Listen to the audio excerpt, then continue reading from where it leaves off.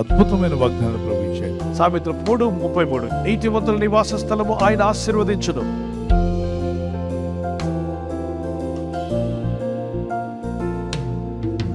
నీతిమంతుడిగా నువ్వు జీవిస్తానంటే నీ ఇల్లు, నీ నివాస స్థలంలో ఎక్కడ నివసించినా, అది అద్దె ఇల్లు అయినా, అది సొంత ఇల్లు అయినా, అది ఆశీర్వదించబడుతుంది. మనలో ఎవరు నీతిమంతులు? నీవు నమ్మిన, నేను నమ్మిన యేసుక్రీస్తు ప్రభు ఏమన్నాడు? నీతిమంతుడు. ఆయన నీతిమంతుని యొక్క రక్తం ఏమై ఉంది? నీతిమంతుని రక్తము. అయితే ఆ యేసుక్రీస్తుని నీ రక్షకుడిగా అంగీకరించి ఆయన రక్తంతో నా ఆత్మను, శరీరాన్ని, మనసును నేను కడగమని అడిగినప్పుడు, ఆ ప్రభువు నా రక్షకుడిని అంగీకరించినప్పుడు, ఆయన పరిశుద్ధ రక్తము, ఆ నీతిమంతుని రక్తము నన్ను కడిగినప్పుడు నేను ఎవరినవుతాను?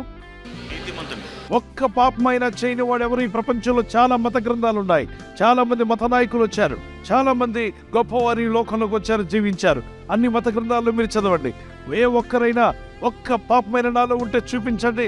ఏ ఒక్క పాపం కూడా నాలో లేదని ఆజ్ఞాపించి, శాసించి, ఛాలెంజ్ ఇచ్చిన ఒకే ఒక్కడు నజరేయుడైన యేసుక్రీస్తు ప్రభు మానవ జాతిలో.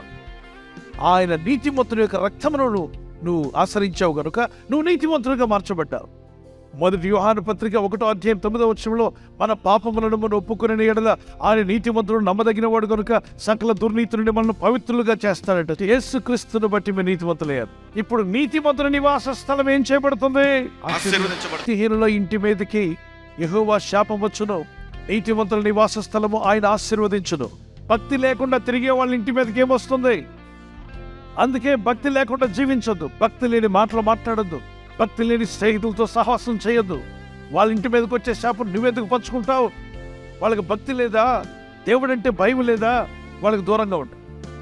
వాళ్ళు తెలివైన వాళ్ళు అయి ఉండొచ్చు, నీకంటే మంచి ఉద్యోగాలు చేస్తుండడు, కానీ భక్తి భయం లేని వాడితో నువ్వు ఉంటే ఏదో ఒక రోజు శాపం వారి ఇంటి మీదకి వస్తుంది. వాడితో ఉన్నందుకు నీవు కూడా పంచుకోవాల్సి ఉంటుంది. కనుక భక్తిహీనులతో సహవాసం కట్ చేసుకోండి. బాగున్నారంటే బాగున్నారు, అంతవరకే. భక్తిహీనుని మీదకి వెతుక్కుంటూ వస్తుందంట శాపం. భక్తులు యోబు యొక్క స్నేహితుల ద్వారా కూడా దేవుడు మంచి మాటలు పలికించాడు. 22-23 సర్వశక్తిని వైపు నీవు తిరిగిన ఎడల, నీ గుడారముల నుండి దుర్మార్గమును దూరముగా తొలగించుకొని ఎడల నీవు అభివృద్ధి పొందెదవు. హృదయము నీ ఆలోచనల్లో నుండి దుర్మార్గత, వ్యతిరేక తలంపులు, వ్యతిరేక ఆలోచనలు, నెగటివ్ తలంపులు, నెగటివ్ మాటలు, అత్తకి విరోధంగా కోడలు, కోడలికి విరోధంగా అత్త, భర్తకి విరోధంగా భార్య, భార్యకి విరోధంగా భర్త, అన్నదమ్ములకు విరోధంగా, అక్కజల్లికి విరోధంగా కక్ష, కోపం, ద్వేషం, అసూయ, ఇవన్నీ దుర్మార్గత కిందగా వస్తాయి. వీటిని మీ గుడారముల నుండి తీసివేయడానికి ప్రయత్నం చేయండి, నీ గుండెల్లో నుండి తీసివేయడానికి ప్రయత్నం చేయండి. నివాస స్థలం ఆస్వాదించబడ్డం అంటే ఏంటి? నీవు ఆస్వాదించబడ్డావు, నీ భార్య ఆస్వాదించబడ్డావు, నీ పిల్లలు ఆస్వాదించబడ్డావు, నీ కుటుంబం ఆస్వాదించబడ్డావు. నీ చేతుల కష్టార్జిత ఏదైతే కష్టపడుతున్నావో అది నీ ఇంట్లో నిలుస్తుంది. వ్యాపారం చేస్తున్నా, ఉద్యోగం చేస్తున్నా, నీ కష్టార్జితం రోడ్డు పాలు కాదు, అన్యుల పాలు కాదు, మోసగాళ్ళ చేతిలోకి పోకుండా దేవుడు కాపాడును గాక. దేవుని దృష్టికి యథార్థంగా బ్రతకడం ప్రారంభించారా, ఆయన మీ మీద శ్రద్ధ పెడతాడు. ఆయన శ్రద్ధతో మిమ్మల్ని చూశాడంటే మీకున్న అన్ని బంధకాలు తెగిపోయి మీరు వర్ధిల్లడం ప్రారంభిస్తారు. అంచెలంచెలుగా పైకి రాబోతున్నారు. అభివృద్ధిని ఇంటికి రాబోతుంది. దేవునికి స్తోత్రం కలుగును గాక.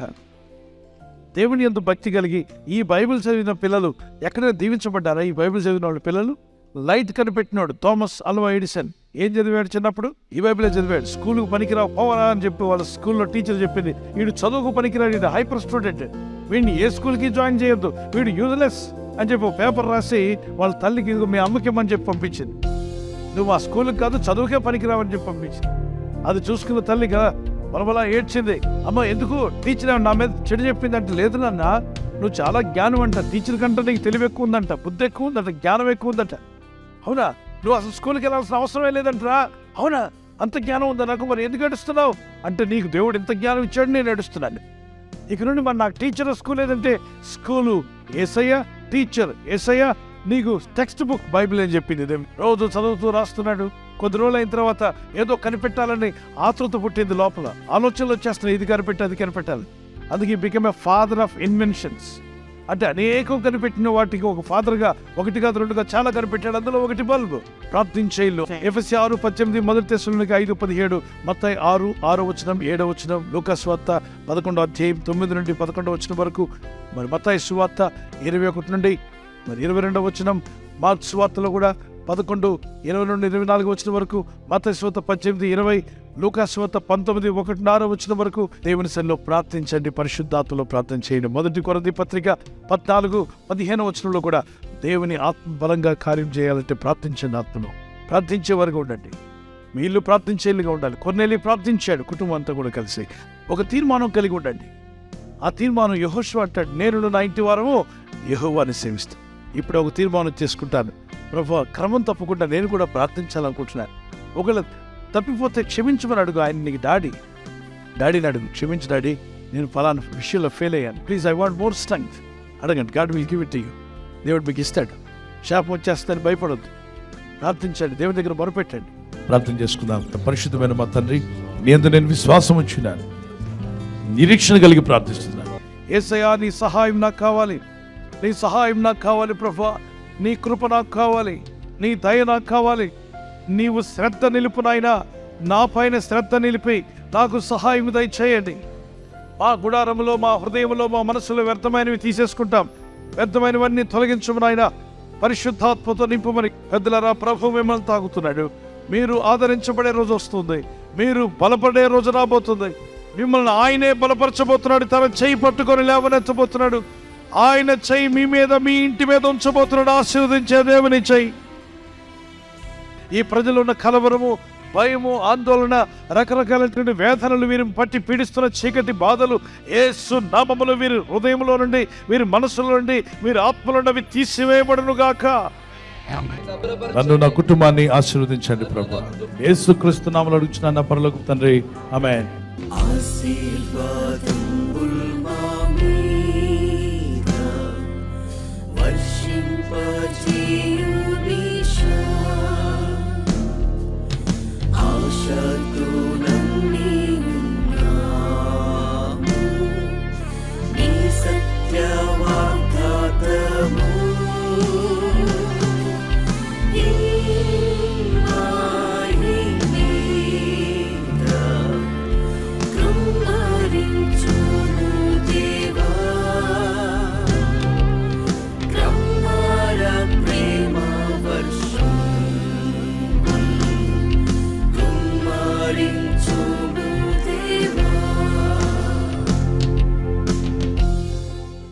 బర్త్డే జరుపుకునే వారికి happy birthday to you, many more returns of the day, God bless you.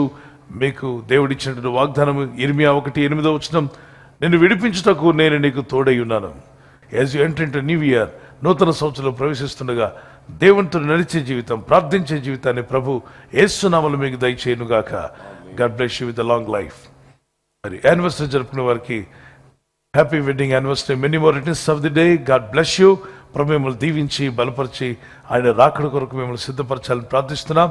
మరి భార్య భర్తకు లోబడాలి, భర్త భార్యను ప్రేమించాలన్న లేఖనాలు చాలా అద్భుతమైన విషయాలు దేవుడు చెప్పాడు. అలా జీవిస్తే మీ కుటుంబాలు కలిసి ఉంటాయి, ఆనందంగా మీరు జీవిస్తారు. సో మీకు దేవుడిచ్చిన వాగ్దానము, మీ ఫలము నిలిచిండుటకును నేను మిమ్మల్ని ఏర్పరచుకుని నియమించితనే. మీరు ఫలించి అభివృద్ధి పొందే రోజు వచ్చునుగాక. ఒకవేళ గర్భఫలం లేకుండా ఉంటే యేసుక్రీస్తు నామములో మీకు ఫలము దేవుడు దయచేయునుగాక. పిల్లలు కలిగి ఉంటే మీరు, మీ పిల్లలు కూడా వర్ధిల్లుదురుగాక. ఆమేన్. ఈ ఛానల్ మీరు సబ్స్క్రైబ్ చేసుకోవడం వలన 2 పనులు జరుగుతున్నాయి. ఒకటి, సువార్త జరుగుతున్నది, ఆత్మలు రక్షించబడుతున్నాయి. రెండవది, పేదలకు, అనాథలకు ఈ ఛానల్ ద్వారా సహకారం అందించడం జరుగుతుంది. మనం సబ్స్క్రైబ్ చేసుకోవడం వలన అందరికీ సహాయం చేసిన వారమవుతున్నాం. ఖచ్చితంగా ఈ యూట్యూబ్ ఛానల్ ను సబ్స్క్రైబ్ చేసుకొని బెల్ బటన్ ను క్లిక్ చేయండి. మీకు వెంటనే మెసేజెస్ పంపబడతాయి.